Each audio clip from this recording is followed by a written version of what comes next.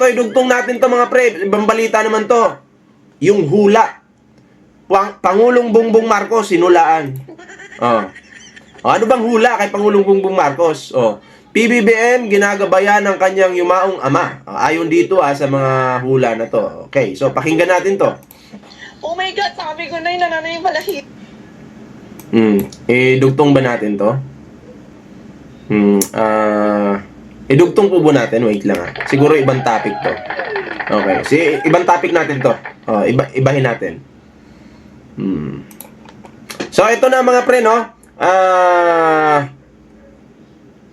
Panibagong topic, pangatlong topic po natin to. About po sa hula kay Pangulong Bongbong Marcos at sa mangyayari kay Digong. Nako! May hula po dito. May hula po dito mga pre na ang mga DDS iiyak daw.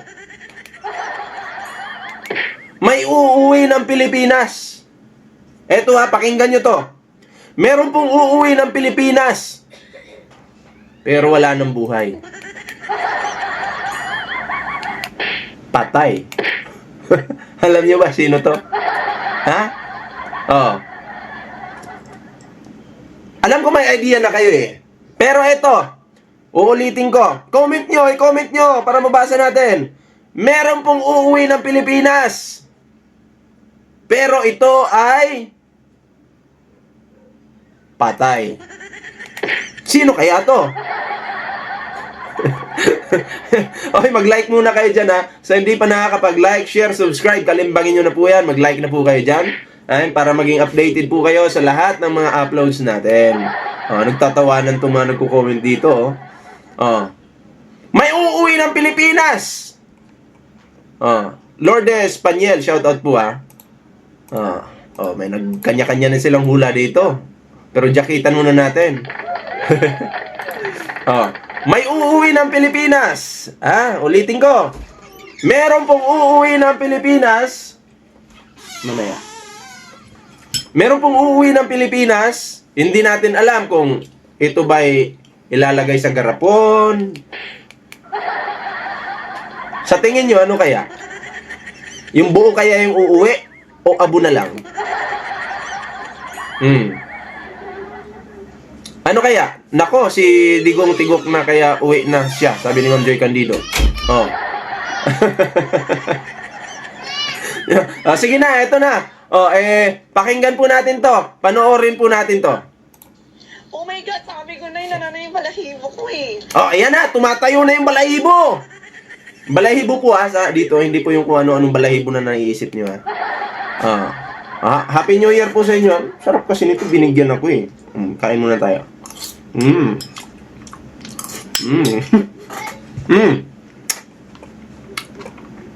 Tuloy natin. So there's a king of cups, di ba? Kakasabi ko lang, tatay niya na ginagabay. There's an ancestor guides. No, there's a death card. See? No, there's an ending and a new beginning. No? Maaaring may mga... So, dito sa hula niya, ginagabayan daw po si Pangulong Bongbong Marcos, ni Marcos Sr. Ginagabayan daw po ang ating mahal na Pangulo. Pero may kakaiba dito. Dito na matatapos na. No, at maaaring magsimula ng muli. At maaaring ginagabayan siya ng kanyang amang yumao. No? And of course, may nasense ako dito with the other side, May nasense siya ngayon in other side. May naramdaman siya in other side.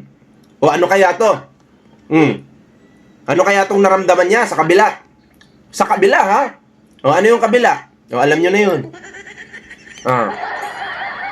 May nagtatangka sa kanyang buhay.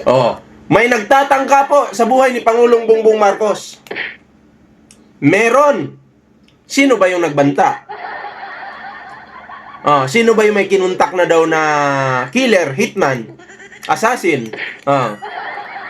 Sino ba yon? Ay, komento na lang. Hindi ko pala marinig yung mga sinasabi nyo.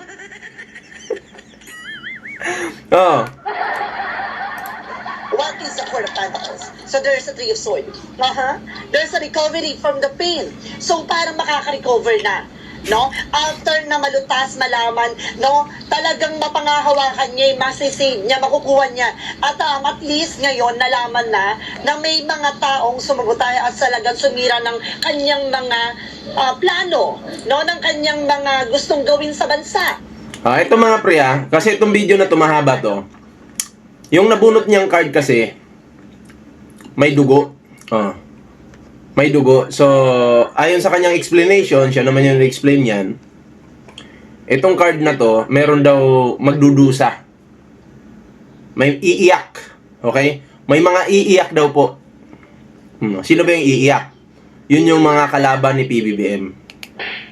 Kasi meron daw pong mamamatay. Hindi ko alam kung sino yung tinutukoy niya na galing ibang bansa na uuwi dito. Uuwi nga ng bansa, pero wala na. Diba? Wala na. So, pagdasal nyo na lang yung tatay nyong karton. Ha? Yung tatay ninyong karton na nilalamig ngayon sa ibang bansa, ginakitan pa nga ng mga baliw eh. Pagdasal nyo. Kasi ito, pambihira lang ito. Bihira lang po ito. First time in the Philippines. Isang mayor na naging presidente ng Pilipinas, tapos bumagsak sa pagka-mayor, tapos napunta ng ibang bansa, kinulong, hanggang sa naging karton. Grabe. Kakaiba to. Ibang klase to, mga pre. Parang, sabi ko nga sa sarili ko, no? Hindi talaga ako susuporta sa mga yan kasi parang mababaliw din ako eh, no? Kung sasama ako sa mga yan. Mahirap. Mahirap pong maging baliw. May mga DDS na yan. Yung tatay nila, yung karton, papakainin ng kanin. Masingit ko nga lang pala, sabi nila, ngayon lang daw po nagkagulo. Ngayon lang daw po nagkagulo sa Pilipinas pag upo ni PBBM. Ngayon lang daw po. Ito yung unang masasabi ko sa inyo. Bakit nagkakagulo sa Pilipinas? Bakit? Pag upo ni PBBM bilang presidente ng Pilipinas, nabulabog yung mga magnanakaw. Nagkagulo yung mga magnanakaw. Nagpanik yung mga magnanakaw. Diba? Si PBBM, pag upo, nagkagulo-gulo yung Pilipinas. Dahil nabulabog yung magnanakaw. Pero sa panahon ni Digong, ang mga magnanakaw tahimik po. Sagana sila sa pagnanakaw nila. Sagana sila sa pambubudol nila sa mga Pilipino. Kasi yung presidente noon kakampi nila sa pagnanakaw. Diba? Kaya tahimik noon. Kasi kakampi nila yung magnanakaw. Ngayon po, nabulabog sila. Dahil ang mga magnanakaw, binulabog lang naman ni Pangulong Bongbong Marcos. Kaya pasalamat tayo kay Pangulong Bongbong Marcos ngayon. Alam nyo bakit? Dahil magulo ang Pilipinas. Magulo, pasalamatan po natin. Bakit? Nabulabog ang mga magnanakaw. Tama, di ba? Kaya, dito po, gusto ako sa magulo. Gusto ko magulo yung Pilipinas. Para pagbaba ni Pangulong Bongbong Marcos, yung mga magnanakaw nalinis na. Doon tayo. Yun yung suportahan natin. Yung totoong may malasakit sa ating bansa. Hindi si Mr. Malasakit.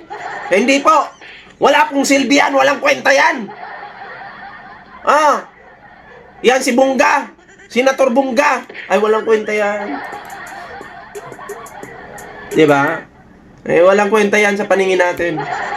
Si Mr. Malasakit, susuportahan nyo, walang kwenta. Kayo, anong reaction nyo dito? At eto pa, magulo yung Pilipinas. Bakit? Pati humba, pinag-away-awayan nyo. Magulo yung Pilipinas. Bakit? Kasi pati mga DDS hindi nagkakaisa.